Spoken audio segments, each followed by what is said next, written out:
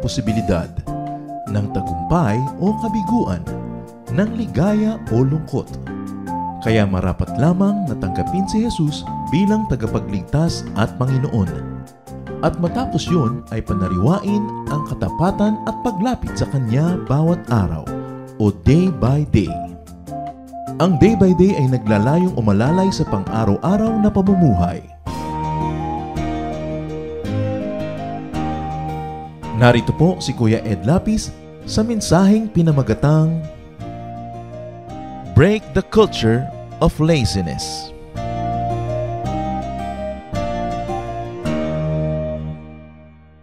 Isa po sa mga bintang ng mga Kastila sa mga Pilipino ay mga tamad daw ang mga Pilipino. Siguro meron ding point. Bagamat sinasabi natin, kayo tamad din. Pero ang point, meron silang inabutan kasi na kultura dito na walang surplus economy. People were not as competitive as they were, kaya sinasabi nila, tamad daw yung mga Pilipino. Bagamat yan ay questionable, ayaw nating tanggapin ang buong buo, pero at least there's a part of it that's true.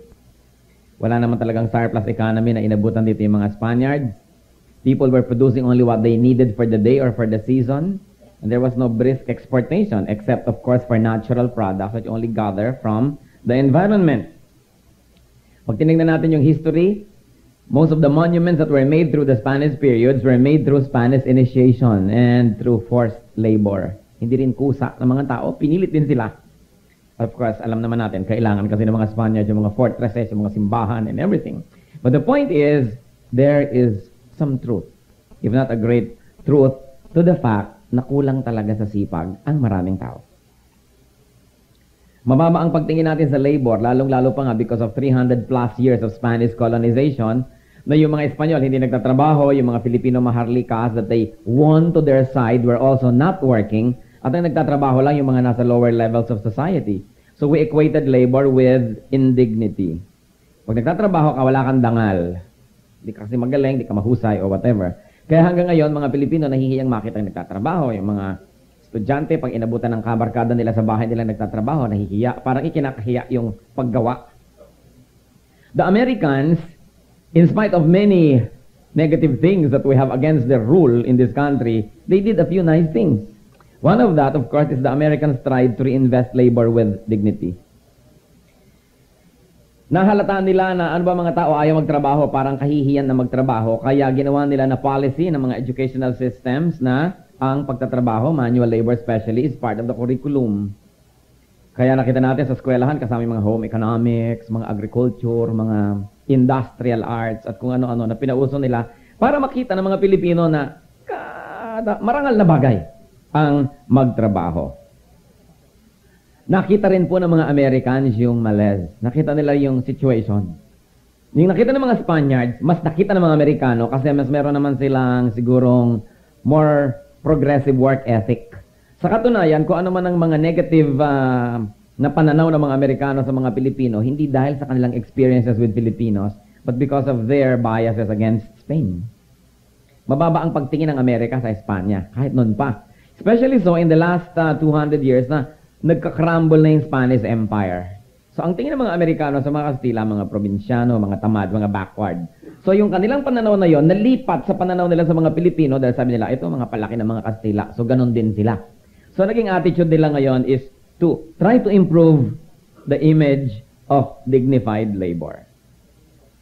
So sa pananaw ng Kastila, sa pananaw ng Amerikano, sa pananaw din ng maraming Chinese Filipinos, whether they will say it publicly or not, ang tingin nila sa mga native Filipinos, mga tamad. May katotohanan yun. Kasi kita nyo naman ang work ethic ng mga Chinese Filipinos. Marami sa kanilang mga ninuno, several generations ago, pumunta lang dito na walang-walang kadala-dala, baka nakasando lang. Pero napayaman nila ang kanilang mga sarili through hard work.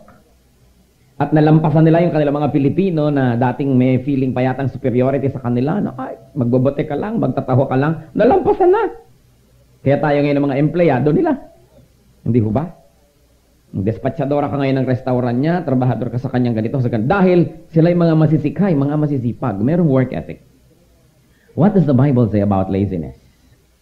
Heavenly Father, we pray for a simple, short message that will bring home your point. Maunawaan namin kayo, maipamuhay namin ang iyong mga katuruan at makatulong kami sa pagpapaunlad ng aming mga sarili, ng aming mga komunidad, ng aming bayan. Lord, be the speaker today. We have gathered to hear you, not any human voice. So, Lord, we seek that you will speak.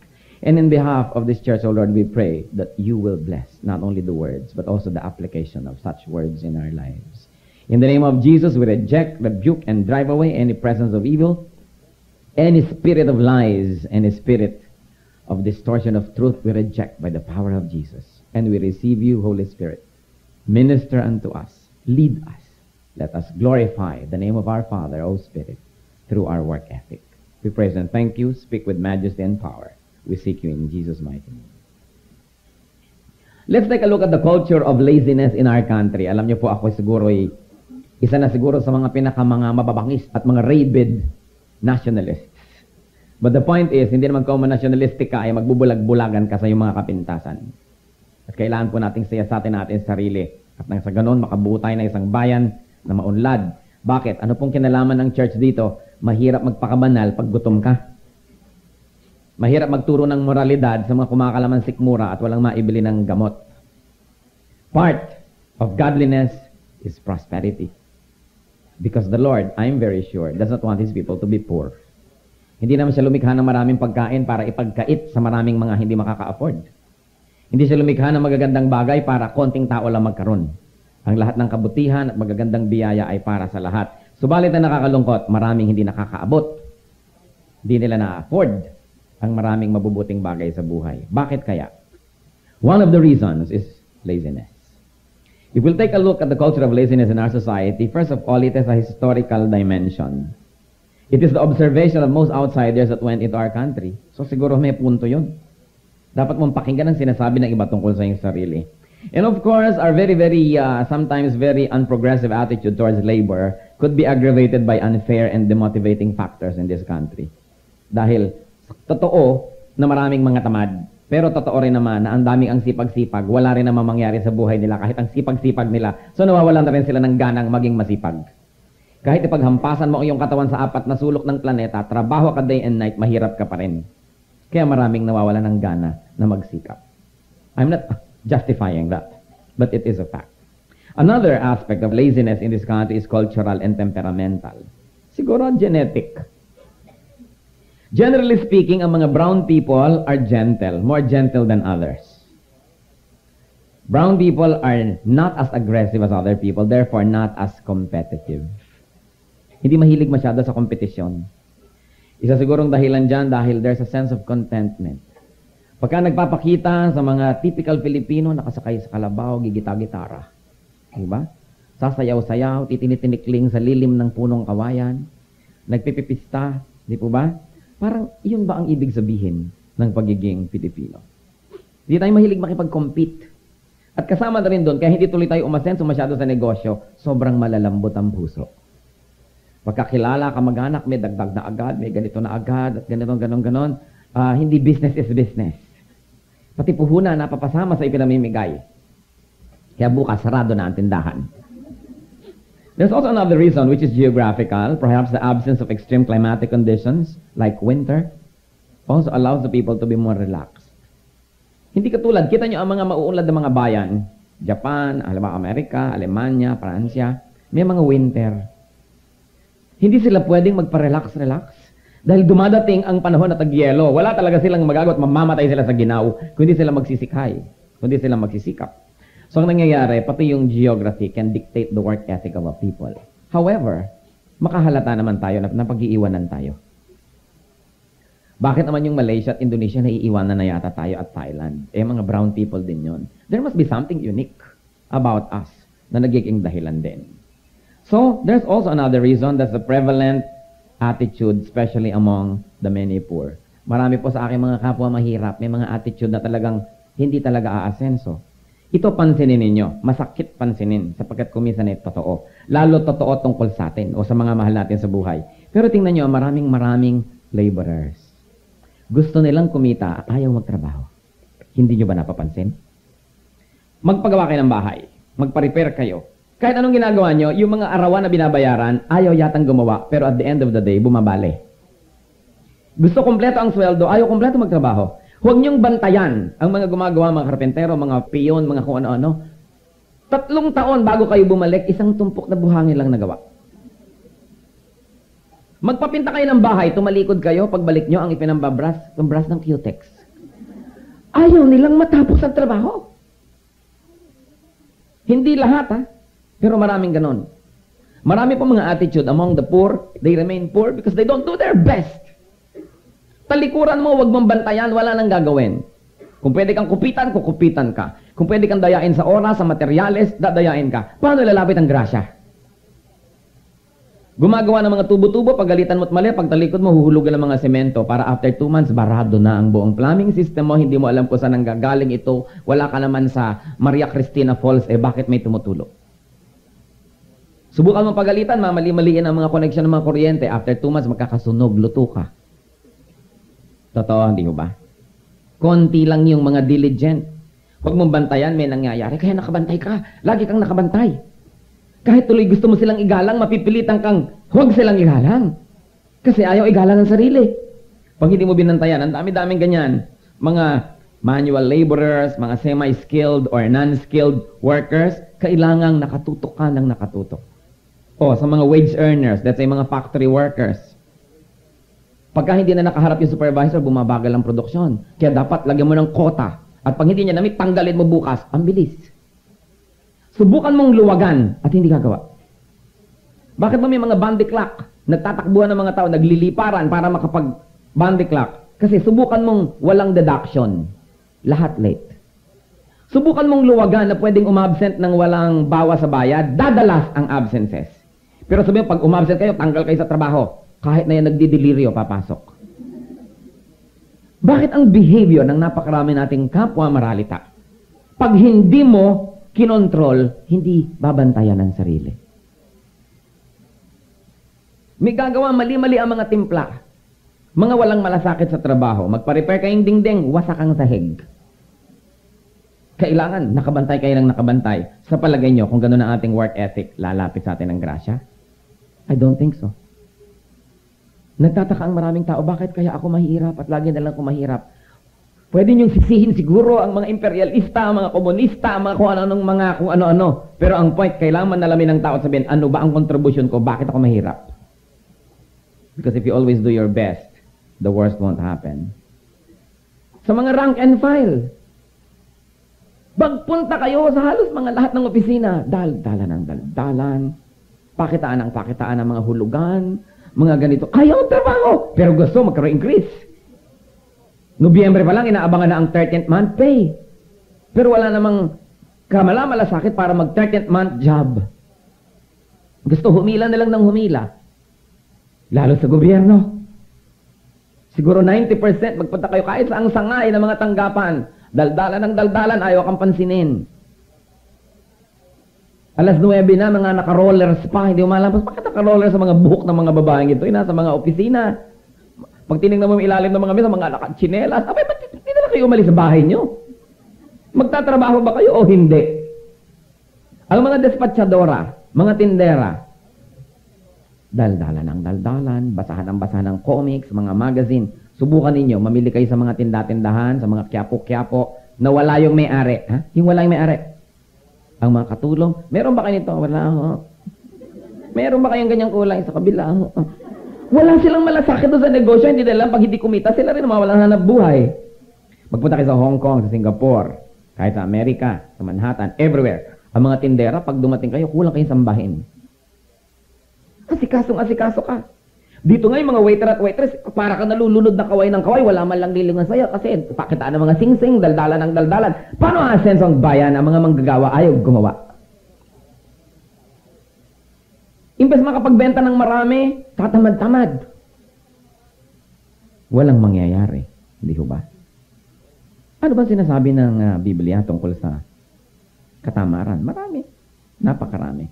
Pero pag inisip po natin yan, nakakalungkot. Pero dapat harapin para magbago. The culture of laziness in our country, ang daming unemployed. Meron pang akong kilala, jobless ang tatay. Yung anak naghanap ng trabaho. Na-insulto ang tatay dahil yung trabaho was beneath him. Di bali na lang na magutom sila at wala silang kita kaysa makita naman ng mga kaibigan niya na yung trabaho niya wala sa kanyang qualifications at pinag-aralan. Ang dami-daming unemployed. Isang taong nagtatrabaho, 7 ang dependent. Paano aahon ang bayan? Alam niyo sa ibang countries na progressive, ang ratio, mga 1:1. 1 na may trabaho, 1 na wala. O 2 may trabaho, 1 wala. Pero sa atin, isang nanay na domestic helper sa Hong Kong, may 6 na anak na ang yayabang sa eskwela. At may asawang lasing ng lasing, walang trabaho. At pagka umuwi ay yung mga anak ang tineterrorize, nababasa niyo sa mga dyaryo, hindi ba? Umagang-umaga, lasingan dyan, kwentuhan dito, ang mga babae, daldalan ng daldalan, walang ginagawa kundi mga bata. Bata, paano ka ginawa? Kung sino'y walang ipakain, karaming tao. Ang dami-daming anak. Hindi ba nakikita ang problema ng ating bayan? Na yung mga kapwa natin mahirap, na siyang hindi nagbabayad ng buwis. Sila ang magaling magkalat. Sila ang naglagay ng mga bahay sa hindi nila dapat lagyan. At pag aanurin na sila ng mga baha, sila ang kailangang ilikas ng gobyerno, bigyan ng mga libreng gamot ka, libreng doktor, libreng lahat, at ililipat mo kung saan, bibigyan mo ng mga bahay at mga lupa, pagkatapos ibebenta nila, babalik na naman sila sa syudad para bayaran mo uli sila. My goodness, the problem of this country is horrible. Sino mang presidente? Hindi presidente ang kailangan ng bayan na ito, dapat magician. Anong magagawa ng mga politiko sa ganitong klaseng mga mamamayan? Gusto puro libre. Alam nyo ba na wala pang 5% ng population ng Pilipinas na nagbabayad ng buwis? At doon sa 5% na yan, gaano karami nagbabayad ng totoo? Kaya grabe ang pagpapala ng Diyos sa ating bayan. Nakatayo pa yung bayan in spite of. Pambihirang mga mamamayan, napakahirap pamahalaan ng bayan na ito. Magbiyahe kayo sa lahat ng bayan, ang lahat ng ilog, ang lahat ng basura ng tao, inihulog sa ilog. Ano ba yung ilog? Lumulunok at kumakain at naglalaho ang mga basura. Siyempre, babara. Hindi naman siguro mahirap maisip yun. Tapos complain, dumi-dumi, ang gulo-gulo. Sapagkat napakarami merong poverty mentality. People behave like and think like slaves. Wala silang malasakit sa kanilang environment, sa sariling bayan. Kinikilabutan ako pag nakikita ko yung mga anak nang nagtatrabaho sa ibang bansa. Kung makaporma sa mga mall, kung makagasta, akala mo mga may-ari ng mga ospital sa Amerika yung mga magulang. Walang pangingilabot sa mga ginagawa nila, hindi bagay ang kilos nila sa katotohanan. Kaya tuloy ang ating mga kababaihan, hindi na makauwi. Ginagahasan at lahat, inihuhulog na sa building, pinaplansya na ng mga amo nila mga hindi civilized. Hindi makauwi dahil sa dami na lang ng mga drawing ng paa na dumarating sa Koreo araw-araw. Ibili nito, ibili nun, bili mo ko nito, bili mo ko nun. Hindi ba kayo nahihiya? Akala mo pinupulot ang pera. Paano ang asenso ang bayan? Ang dami-daming unemployed. Isang nagtatrabaho, pasan, 6, 5. Paano yun? Dahil napakaraming tamad. Hindi ko po tinutukoy yung walang trabaho na nagsisikap, talaga lang walang makuha. Hindi nang pinag-uusapan. O kaya may sakit kayo, hindi kayo makuha o hindi pwede. Ang pinag-uusapan natin yung pwede naman, hindi kumikilos. Ang dami-dami. May trabaho na yung isa asawa, wala na. Mga anak, hindi pa nagkasya ng mga pabigat sa magulang, mag-aasawa pa. Nang wala sa panahon, at magkakaanak pa. Pasan lahat ng magulang. Pamahirap ng ekonomiya. Paano aandar ang bayan? At marami rin po sa ating mga elderly, pag medyo may edad na, ayaw na rin kumilos. Ayaw na maghanap buhay. Ano, nag-aantay ng kamatayan? Dapat productive. Sa ibang bayan nga, kahit mga meron pa ako alam, may 85 years old, aba, nag-college pa.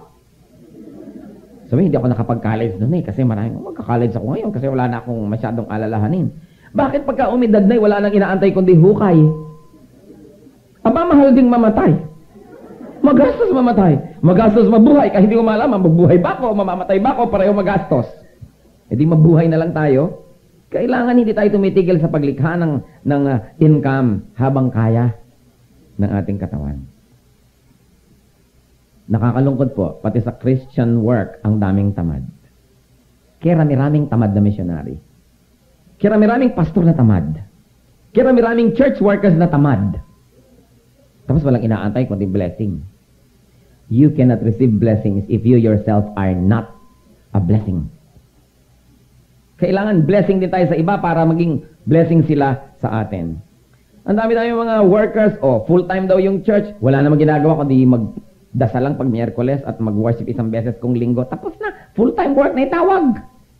Tapos nagtataka, ba't hindi lumalago ang aming iglesia? Kailangan magtrabaho po tayong lahat. Anong sinasabi ng Biblia tungkol sa katamaran? What are the phases of laziness? Ano bang mga mukha at anyo ng katamaran? Unang-una, disinterest with productive work. Sabi sa Proverbs 10:4, lazy hands make a man poor, but diligent hands bring wealth. Ang kamay, nilikha ng Diyos para magtrabaho, para may gawin, para siya maging productive. People are disinterested with productive work. Iha, magsaing ka na, ang haba ko ng manicure ko, baka masira. Eh di, gubitin mo yung kuko mo nang makapagsaing ka. Kaya inimbento ang kuko para magkutkot ng mga lupa at magtamit ng kamote. Hindi para pagandahin lamang. Ngayon, kung nagtatrabaho kayo, maganda pa yung kuko nyo, di blessing. Pero hindi sa pagpapaganda nyo, wala na kayong magawa. Meron ako alam, bata, isang dangkal yata ang kuko. Ano pang kayang gawin ito? Kumisan kulay loro, kulay lila, kulay kung ano-ano mga kulay ng kuko niya. Mabuti sana kung hyper-milyonaryo, hindi naman, alangan. Alangang-alangan. Ano pa po ang mga mukha ng katamaran? Lack of zeal for personal well-being. Sabi sa Proverbs 26:15, the sluggard buries his hand in the dish. He is too lazy to bring it back to his mouth. Sa Arabia po kasi, sa Middle East, kung saan sinulat ang Biblia, uso yung pagkakumakain, isang tumpok na pagkain para sa isang malaking tray, nakapaligid ang mga tao, tapos kumakamay, kinakain nila yon. Yun daw tamad na tao, matapos ilubog yung kamay niya doon sa kukunin pagkain, hindi na niya madala-dala pabalik sa kanyang bibig. Yung tama na yon. Nakita nyo? The sluggard buries his hand in the dish. He is too lazy to bring it back to his mouth. At maraming tao ganon. Tama na yan. Ayaw lang ibalik. Napagod na ako, ayoko na. Ang dali-daling sumuko. Ang dali-daling mapagod pag gumagawa ng tama. Pag gumagawa naman ng mali, walang kapaguran. So yun yung pagkain na wala pa. Sabi nila, kwarta na naging bato pa. Palibasa, tatamad-tamad. Another phase of laziness is lack of interest to make things better. Hindi tayo dapat satisfied sa good. Dapat maging better at maging best yun. Sabi sa Proverbs 12:27, the lazy man does not roast his game, but the diligent man prizes his possessions. Yung tamad daw, hindi na niya binabarbecue, hindi na niya niluluto yung nahuli niyang karne. Ano, kakainin na lang niyang hilaw sa katamaran niya. So niya, nahuli ko na nga, ilulutuin ko pa. Tama na. At napakaraming taong ganun, tama na yan. Kaya yung tama na yan is a very, very unproductive phrase to use in our lives. Kahit mga choir hindi nag-practice, tama na yan. Di po ba? Mga teacher na hindi handa, walang lesson plan, pwede na yan. Kahit ano na lang gawin, tama na yan. Kaya tuloy, hindi makagawa ng mga excellent products. Minsan, bibili ka ng produkto nila, pero madadala ka, hindi ka na bibili uli. Kasi, they don't make things better. This interest to work for finer products. Sabi nga sa Ecclesiastes 10:18, if a man is lazy, the rafters sag. If his hands are idle, the house leaks. Totoo nga naman. Kung tamad daw yung ama ng tahanan, tamad yung mga lalaki sa bahay na yon, yung mga bubong nakalundo, halos mahulog na sa ulo nila yung kisame, malaglag na yung bubong. At kung tamad ang mga tao, tumutulo ang bahay. Lack of initiative to improve one's surroundings is a sign of laziness. Bakit nga ba? May mga pinto na iisa na yung bisagra. Pag ibinubukas mo at isinasara mo, binubuhat mo, tinutulungan mo yung pinto. And yet, day after day, week after week, month after month, every member of the family suffers through that without lifting a finger to improve it. Ang dami namin ganung bahay. Sabitan lamang ng sandok ay wala. Kaya kung saan-saan mo ginilalagay, may mga bahay na iisa ang tabo. Tabo nasa banyo, nasa kusina, nasa lababo, palipat-lipat na. Ba't hindi isipin improvein? Mahal na ba yung tabo? Magkaroon ng 2 o 3 para lumuwag-luwag ang ating pagkilos. May mga bahay na lagi naman talaga nagluluto, iisa kaldero. Why don't people improve their lives? Hindi naman lahat yan mahal. Ma-afford. But you know what the problem is? You know what the malaise is? Because people accept lower standards of living. That though they can do something to improve and escalate that, they don't do anything, so they remain there. Kasi meron silang, tama na yan. Attitude. Another area in face of laziness is tardiness. Yung parating huli. Proverbs 20, verse 4, a sluggard does not plow in season, So at harvest time, he looks but finds nothing. Ang tamad daw ay hindi nag-aararo sa tamang panahon. So sa oras ng tag-ani, wala siyang ani. Kasi pahuli-huli siya. At ang daming taong ganun, pahuli-huli. Gagawa din lamang ng assignment, sasabit sa school, pahuli-huli, meron na tuloy subtraction yung grade. -5, -10. Tuloy, hindi nakakakuha ng maximum grade. May gagawin na rin lang, huli pa. Gagawin din lang naman at gagawin. Ang dami pong totoo nangyayari sa ating buhay. Another phase of laziness, having lots of excuses not to work or not to work better. Anong sabi ng Proverbs 22 verse 13? The sluggard says, there is a lion outside. Or I will be murdered in the streets. Nasa Bible, mga dahilan ng mga taong tamad. Hoy, lumabas ka't magtrabaho. May leon sa labas, baka makagat pa ako. Dito na lang ako sa loob. Di ba? O baka pa ako mapatay sa mga kalye. Mas masama namang mamatay ng gutom. Ang dami-daming tao, puro excuses. When people have excuses against working, it means they don't want to work. Pag umuulan, ay ayoko umuulan. Pag tag-araw, ang init naman. Anong klima ang iimbentuhin ng Diyos para ka magtrabaho? Kita nyo yung mga tao, kahit nga winter, pasukan sila. Sa mga ibang countries, kahit ang lamig-lamig. Sa Pilipinas naman, konting hamog, konting ambon, ayaw na ng mga taong umalis. Gusto na lang ipirming nakahalukip-kip at namamaluktot. Pag umuulan-ulan ay nandun na lang sa bahay, ayaw na magtrabaho, wala bang ginatan? May gana bang maghanap ng ginatan? And of course, another phase of that is fondness. Too much fondness for sleep and rest. Proverbs 26:14, as a door turns on its hinges, so a sluggard turns on his bed. Kung paano daw yung pinto ay nagpapaikot-ikot sa kanyang bisagra, anong ibig sabihin? Ikot, ikot, ikot, ikot, pero wala naman nararating, nandun pa rin siya. Di ba? Ganon din daw yung tao nagpapaikot-ikot sa higaan. I visited the house of a friend of mine whose friendship with me goes back to college days. Hapon ito. Nung pinuntahan ko yung kwarto niya, alam niyo, nakita ko, 3 alarm clock. 3. 1, 2, 3. Sabi ko, Kaduwaki, bakit 3 ang relo mo dyan? Baka kasi pumalya yung isa, di niya isa pa, after 2 minutes. At pag pumalya yung isa, meron pa after 1 minute. Bakit? Kumalay ako sa trabaho. Kita niyo?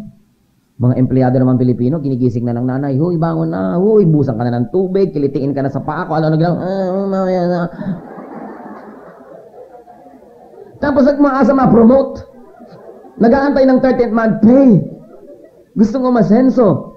Ang mga Pilipinong estudyante, pakiusap, takot, paalo ko, ano nang gawin para lang bumangon. Wala yung mga estudyante ng hapon, bumabangon mag-isa, nag-aantay mag-isa, dala-dala yung mga gamit nila, anong hatid-hatid, sundo-sundo, walang ganon. Dito naman, etong baon mo, etong tubig mo, etong termos mo, etong tuwalya mo, etong ganon-ganon, dala-dala, may kasunod pang hiyaya hanggang doon sa eskwelahan. Kaya tuloy, we create a culture of laziness. 14 anyos na baby, halika dito. What are the fruits of laziness? Poverty. Number 1 fruit of laziness, brothers and sisters. Are you listening? Poverty. Proverbs 10:4. Lazy hands make a man poor. Hindi sinabing kapalaran makes a man poor. Hindi sinabing kamalasan makes a man poor. Ang sabi, lazy hands make a man poor. It may not be your fault that you were born poor, but probably is your fault if you die poor. Hindi natin kasalanan kung pinanganak ka mahirap, pero baka naman kung namatay kang mahirap, kasalanan mo na yon. Lalo't nabigyan ka ng buhay na 60, 70, 80 years.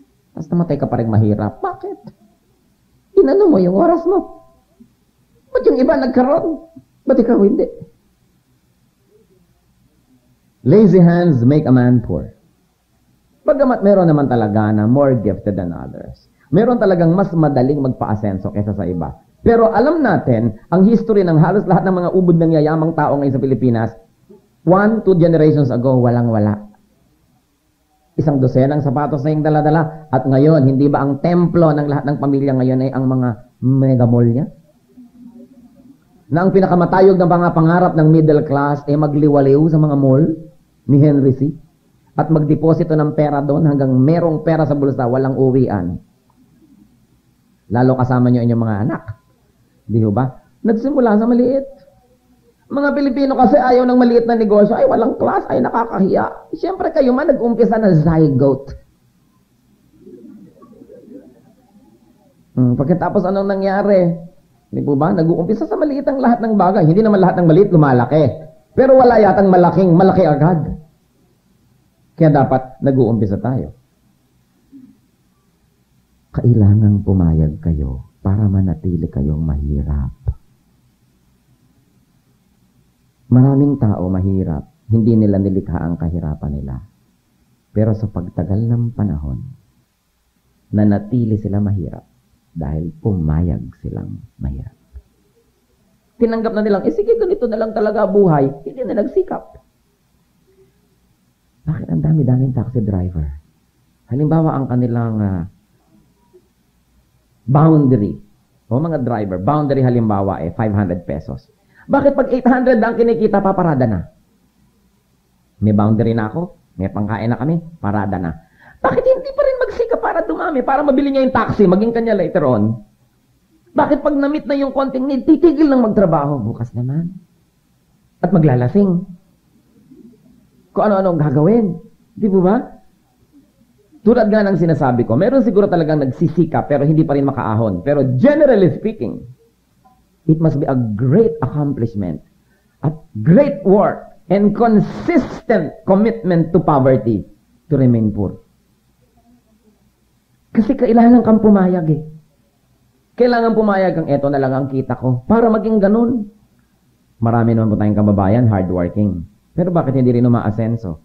Ano ba, nagtinda kayo ng isang balding palamig sa harap ng bahay nyo, umulat umaraw, nandun kayo, nalunok nyo lahat ng alikabok, natamaan kayo ng lahat ng mga ligaw na bala. Pero sa palagay nyo ba, aasenso kayo sa isang balding palamig? Ang daming Pilipino, nagtatrabaho, pagod, hirap, pero simpleng arithmetic lang ang gamitin mo, hindi pa rin ako makakabayad ng bahay sa Camellia Homes.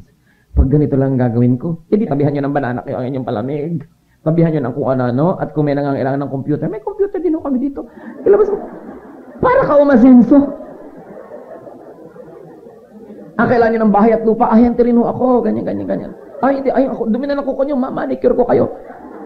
Kailangan marami kang ginagawa para ka umasenso, hindi pwedeng yun na lang. Kita nyo yung mga nagtitinda ng sampagita, sa palagay nyo ba kahit 1,000 taon silang mabuhay at magtinda araw-araw, makakahango sila sa kahirapan? Hindi. Dead end yun eh. Eh di imbes lang ako magtinda, bakit hindi ako maging kapitalista? Bakit hindi ako mamakyaw at kumuha ng mga magtitinda rin? Bakit kontento na akong kumikita ng konti? Kukuha ko ng 5 talong, 5 okra, 3 kamatis sa loob, ititinda ko sa bilao sa labas, talagang mamamatay ako sa hirap, pero hindi pa rin ako aasenso kasi dead end yun. At dapat makahalata ka na after 1 month or 6 months na, teka, wala pa lang nangyayari sa buhay ko. Hindi click ang formulang ito, dapat ibang gawin ko.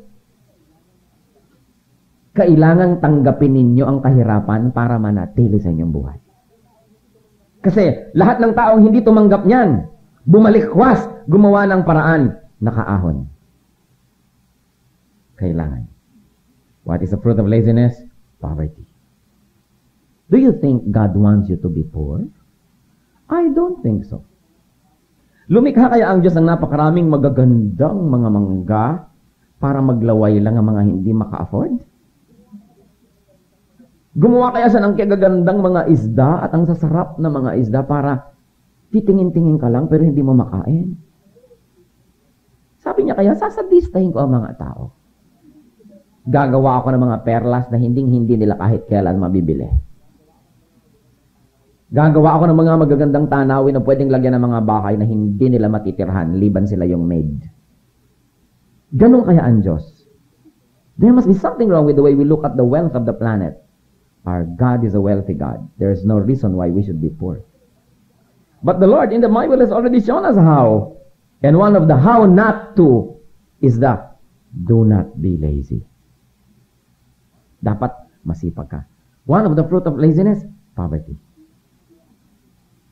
So natin, ba't kaya ako mahirap? Tingnan muna natin kung tayo'y tamad. Bago natin sisihin ang lipunan, ang mga Kastila, mga Amerikano, ang mga Hapon, kung sino-sino pinagsisisi, bagamat marami dong dapat ngang sisihin. Pero ang punto, meron din tayong kontribusyon sa ating kahirapan. Pangalawang bunga ng laziness, hunger. Siyempre, ang poverty at hunger, magkapatid na kambal. Gutom. Proverbs 20 verse 4, a sluggard does not plow in season, so at harvest time he looks but finds nothing. Magugutom ka.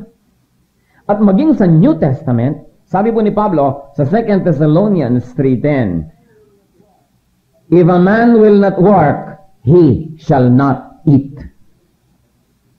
Biblia may sabi, pakyut ka ng pakyut dyan. O, wala, hindi ka kasali sa lunch. Magbabasketball maghapon.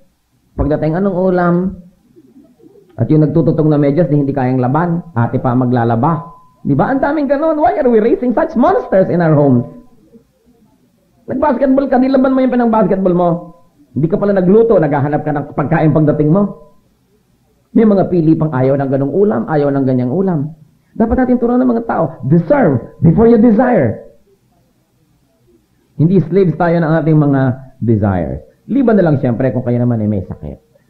O talagang sinisika pero walang mangyari, edi sige, pakanin na rin. Pero mga batugan, dapat magutom. Hindi ako may sabi, ang Biblia, tingnan ninyo. 2 Thessalonians 3:10, if a man will not work, he shall not eat. Ganon ka-strict ang turo ng Biblia sa pagtatrabaho. What else is the fruit of laziness? Craving and desire that cannot be satisfied. Ang taong tamad, punong-puno ng paghahangad, pero hindi kailanman makakaroon ng kasiyahan. Sabi sa Proverbs 13:4, the sluggard craves and gets nothing, but the desire of the diligent are fully satisfied. Minsan ingit na ingit ka, huy babae, bakit ganggasan to lang ikaw mo? Pinagtrabahuhan ko naman to. Di po ba? Yung kasing mga wala, yan ang mga number 1 na naiinggit. Naiinggit dun sa mga nagtrabaho. Ang totoo nga niyan, marami tayong kapwa mahirap na para ang tingin nila, duty ng mayayaman na bigyan sila. Bakit naman kayo hingi ng ang yaman-yaman nyo naman eh? Bakit? Ikaw ba nagpayaman sa akin? Bakit gusto mo makiparte? Kasama ka ba nung nagpupuyat ako, nagsisikap? Hindi. Ngayong meron na gusto mong kaparte ka? Ang daming attitude ng mga ganun na tao na akala nila kung mayaman yung kapitbahay nila, dapat nagbibigay siya. May mayaman kang kapatid, may mayaman kang kamag-anak, parang tungkulin nga na magbigay. Marami naman siyang pera. Oo nga, pero ikaw ba nagbigay? Thou shall not covet. Diba sabi sa Bible? Huwag pinaghahangaran ang hindi sa'yo. Yung hindi bunga ng iyong mga pagod. Kaya yan daw po mga tamad, hindi nagtatrabaho, walang ginawa kundi magnasa. Mainggit, tumakam, pero hanggang doon na lang. Kaya sabi ng Proverbs 21 verse 25, the sluggard's craving will be the death of him because his hands refuse to work. And then another fruit of laziness, of course, is lack of finer things. Discomfort. Tulad ng binanggit natin kanina, if a man is lazy, the rafters sag. If his hands are idle, the house leaks. Kapag may mga tamad na mga namamahay, hindi komportable ang bahay. Nagtataka ka naman. Hindi naman fabuloso ang halaga ng magkaroon ng water closet o yung tangke sa banyo para makapag-flush. Yun naman kung may tubig sa inyong dito. Pero kontento na habang buhay, magbuhos ng banyo. Yung makuba, ilang buhos yun araw-araw, kung ilang taon, ilang buwan, ang dami nun. Bakit willing ka ma-discomfort? Napaka-uncomfortable. Ang dami-dami mga banyo, papasukin nyo, basa. Bakit hindi maglagay ng shower curtain at doon maligo sa likod ng kortina para hindi basa ang buong banyo? So, lagi nilang nagpuputik. Naglalanda sa mga putik, linis ka ng linis. Araw-araw na lang. Ba't yung tatanggapin na ganun? Pwede naman improve yun. Mga ilaw na patay buhay. Mga kabayo, yung palansyahan, nagigiray-giray. Namamalansya, hindi walang kung namamangka ka ba o nag-i-skiing dahil habol-habol mo yung pagganyan-ganyan ng palansyahan. Pero ilang buwan na, ilang taon na lang, ba't hindi ayusin yan? Sabi, mga tamad, mga tao yan. Hindi nila ini-improve ang lifestyle nila, kaya ang hirap. Mga gate na kay bibigat, ba't hindi lagyan ng langis? Pag binubuksan mo, nagising na ang buong barangay. Konting langis lang naman para tumahimik yun eh. Pero hindi. Nakita niyo ibig sabihin? Tinatanggap niyo kasi na gano'n eh. Siyempre, gate, maingay. Minsan nga nagpuntahan yung mga kakilala ko sa isang probinsya, hindi ko na sasabihin kung saan. Yung lalaking host, dahil may handaan, nililigaw-ligawan pa naman itong si Paraluman. Si Paraluman biglang naisipang magpunta ng banyo. Nasaan ang banyo niya? Sabi ng lalaki, ay teka, uy, tingnan niyo nga yung banyo. Linisin niyo nga, baka marumi. Alam mo sabi ng nanay, ay may kubeta gang malinis. Oh my goodness. Ang definisyon niya, pag kubeta, marumi dapat. Dahil kubeta yun eh. So, ibig sabihin, tinanggap mo na gano'n. Kaya ang dumi ng banyo mo. But there are houses. You go to their toilets and you can eat on the floor. And say, wow, these are good housekeepers. Hindi po ba? Pero yung papasok ka pa lang sa banyo, may halimaw kaya sa loob. Bakit ang dilim? Nakakatakot. Baka ako ay kainin itong bowl na ito. Hindi po ba? It says so much about the housekeeper. Tingnan mo, itaob mo yung tabo, kayurin mo ng kuko mo yung likod para kang kumakain ng mga aligi ng talangka. Anong tawag ko sa mga mamamahay na yun? Hindi mo mga tamad. Alam niyo ba kung bakit yung masasamang espiritu na pinalayas ni Lord doon sa poses ay lumipat sa mga baboy? Alam niyo na siguro kung bakit. Gusto na masasamang espiritu yung mga baboy. Hindi lang yung hayop, kundi yung ganon mamuhay. Gusto nila na marumi. Gusto nila na marumi. So, hindi lang spiritual na kalinisan, dapat physical na kalinisan, meron tayo. Because our God is a God of cleanliness. Kung namahay kaya ang Panginoong Hesus sa palagay nyo ay ganon, yung mga bahay na bakit tatatlo ang hanger? Mahirap bang magpundar ng hanger o talaga lang hindi na iniisip? Hindi mo na maintindihan. If a man is lazy, the rafters sag. If his hands are idle, the house leaks. Alam niyo po, hindi excuse ang kahirapan. Kasi ang daming mura na gamit sa bahay. Mga tabo. Dapat meron ako napasok na bahay, maghihiwa ng sibuyas. Akala ko puputol ng troso. Napakalaki naman ng gulok mo. Yung pala yung bahay na yun, yung lang gulok, kaya laki-laki. Kaya kalamansi ang hinihiwa, kaya tinataga ang baboy o napuputol na mga troso sa bundok. Yun lang. Ba't di ka magpunta ng iba't ibang size ng kutsilyo? Mura naman yan eh. Para ka convenient. Hindi po ba? So marami tayong suffering, self-made. Pero nakaka-afford naman ng mga walang kwentang gastos. Pero ba't hindi convenientihin yung pamamahay? Ang dilim-dilim ng ilaw. Sumakit na ulo mo pag nag-aral ka. Kaya mga bata walang gana mag-aral. Yung pala ilaw lang ang dahilan. Meron naman na yung ilaw, yung paansaksakan ng plancha. Pag gumagalaw ang plancha, sayaw na sayaw ang ilaw. Hilong-hilo na ang lahat ng tao sa bahay. Ba't hindi gumawa ng ibang sakit?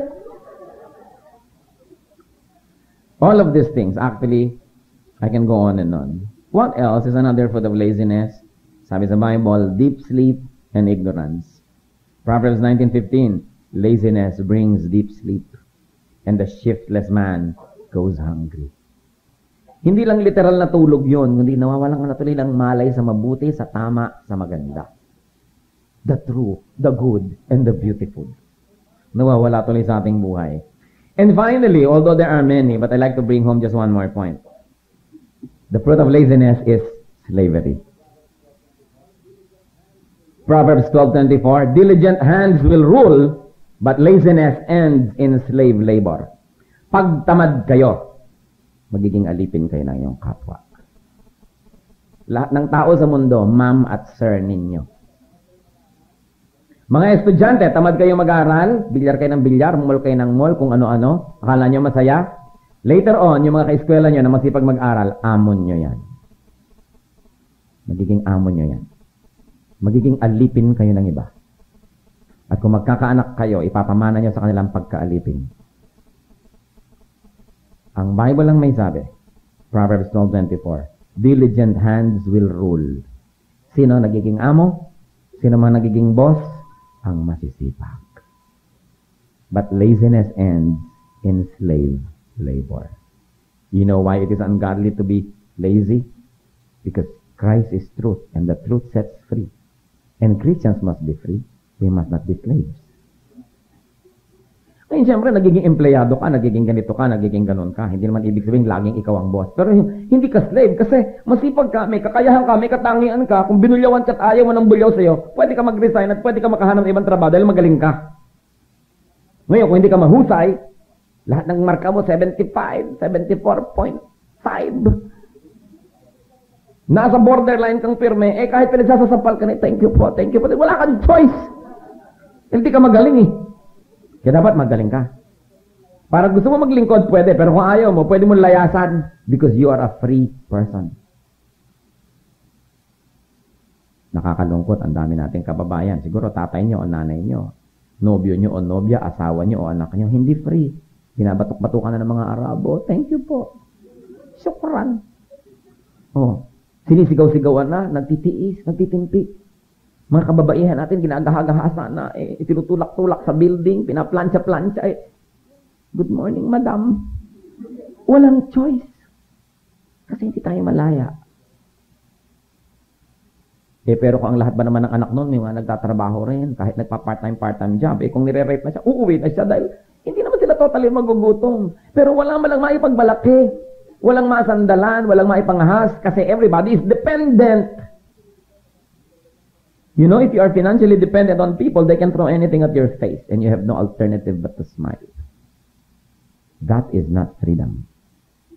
Gusto nyo maging malaya, magsikap, magtipid, magtrabaho, produce wealth, and you can be free. Isa po sa mga malaking problema ng ating bayan, kaya hindi tayo umaasenso gaano, we have an empleyado mentality. Mga magulang, mga lola, mag-aral kang anak mabuti para makakuha ng mabuting trabaho. Nag-aaral pala yung tao, ang kinokondisyon na mag-empleyado. Siguro sa pag-empleyo, mabubuhay naman kayo. Baka nga makabili pa kayo paminsan-minsan ng pabangong Gucci. Pero hindi talaga kayo aasenso. Sino ba lahat ang umasenso? Yung may mga negosyo. Namumuhunan, nagpapagod, lahat naman ng profit ng kanilang pinagpapaguran, sila yung nagbe-benefit. Pero oras sa puro pag-empleyo yung inisip ng lahat ng tao, gano'n na lang yun. Kaya maraming magulang, basta magtapos ka anak at papasok kita sa City Hall. Sigurado ka na gobyerno yun, lagi ka susweldo. Oo nga, pero hanggang saan na lang yun? Hindi ko naman po minamaliit yung gano'n ng mga trabaho. Kasi kumisan, gano'n naman talaga yung calling natin o gano'n talaga yung kalibre. Pero hindi dapat lahat ng tao ang iniisip nila mag-employ. Kasi maraming larangan ng pagkakakitaan. Kaya kung minsan naiinsulto ka, ang dami-dami mong natapos. Tapos yung amo mo hindi natapos. Paano? Siya yung negosyante. Siya yung namumuhunan. So siya yung amo. Makikita po natin yun. What are the other teachings of the Bible against laziness?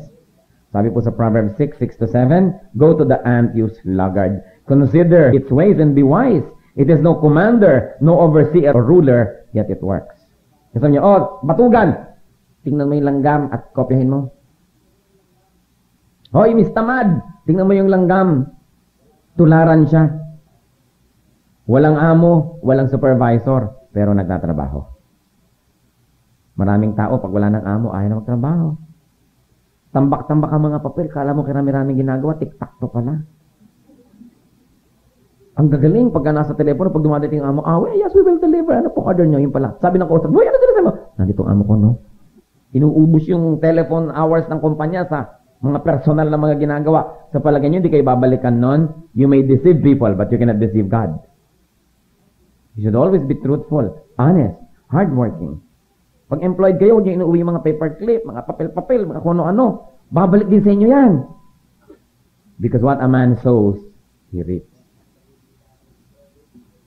Kaya kahit sa biblical service, sa Christian service, sabi po sa Hebrews 6:11, we want each of you to show the same diligence to the very end. Kung sa mga secular job, diligent ang tao, di lalong-lalo sa mga spiritual job. But then again, everything is really spiritual. At huwag natin kakalimutan ng isa sa 10 Commandments. Exodus 20 verse 9, 6 days you shall labor. Mga relihiyon, nagtatalo-talo kung kailan yung Sabat. Nalilimutan yung first half of the command, 6 days you shall labor. If you don't work 6 days a week, you're actually breaking the commandment. Kailangan nagtatrabaho ang tao, basta kaya niya. Kahit sa bahay, Sabi, may bahay lang po ako na walang bahay. O kahit na kayo may bahay na walang bahay, magsikap kayo para magkaroon kayo ng bahay. Hindi yung wala na kayong inabangan, kundi yung asawa niyo umuwi. Kailan umimbento ka na magagawa? Ang mga babaeng Haponesa na nag-aalaga ng mga bata sa bahay, tumatawag sa mga factory, although ewan ko kung posibleng mangyari yun, pero pwede naman mangyari sa ating bayan.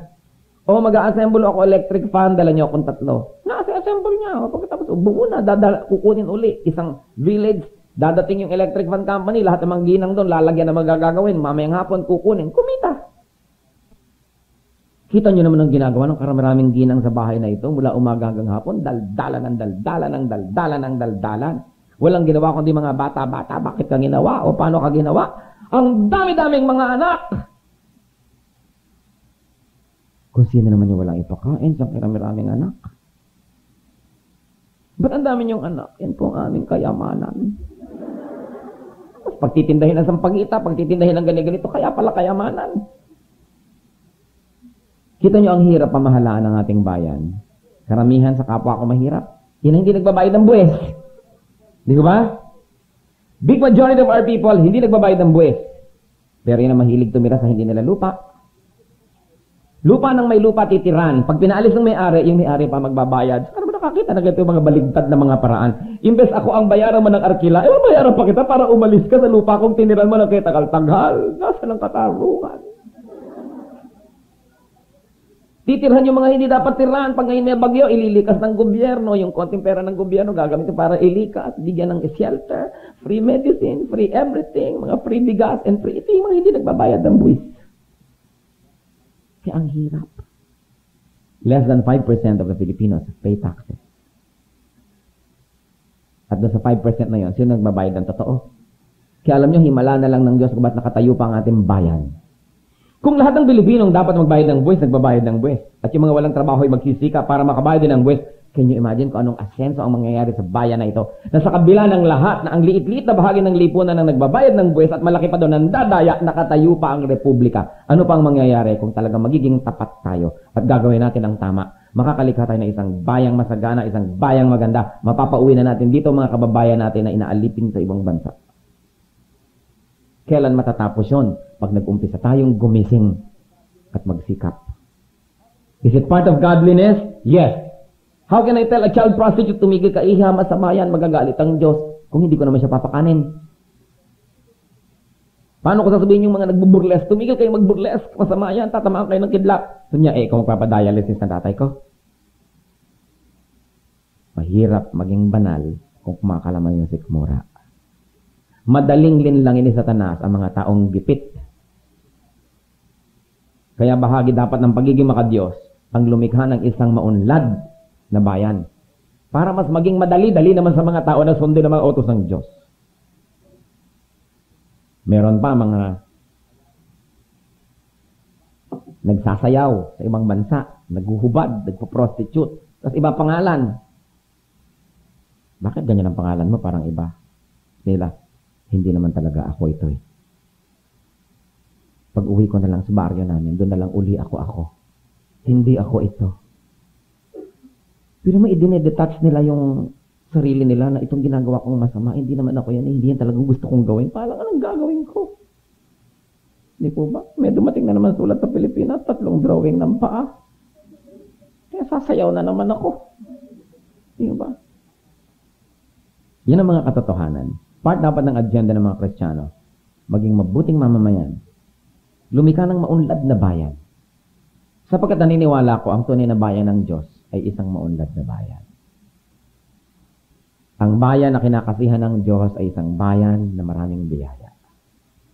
Isang bayan na hindi kailangang ibenta o iprenda ang kaluluwa para may kainin. Kasali yun sa ating pagiging Kristiyano. Laziness, brothers and sisters, is ungodly. Godly people are to be industrious, to be hardworking, to be smart, to be enterprising, to be productive and fruitful. Fruitful work pleases God. Fruitful work is rewarded by God.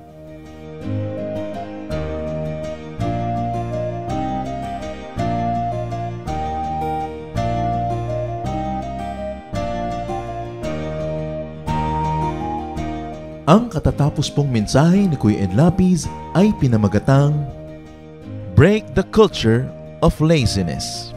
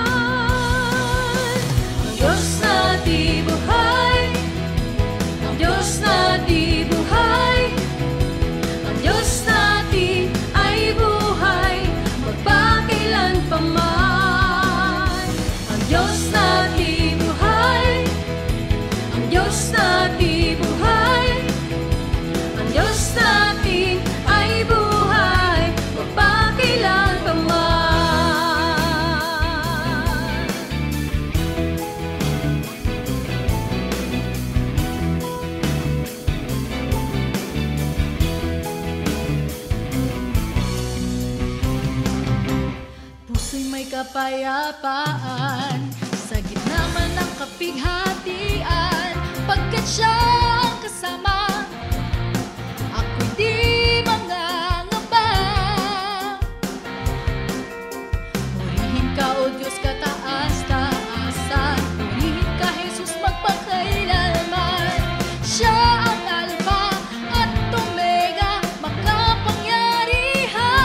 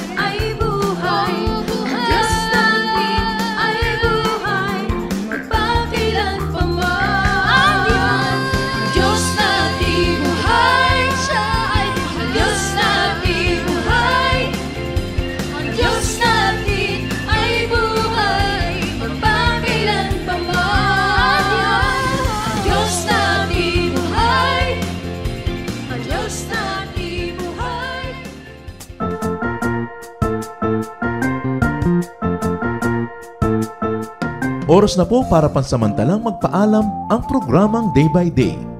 Tayo po'y magsama-sama tuwing ika-6 hanggang ika-7 ng umaga, araw-araw. Magandang umaga po at mabuhay ang Panginoong Hesus!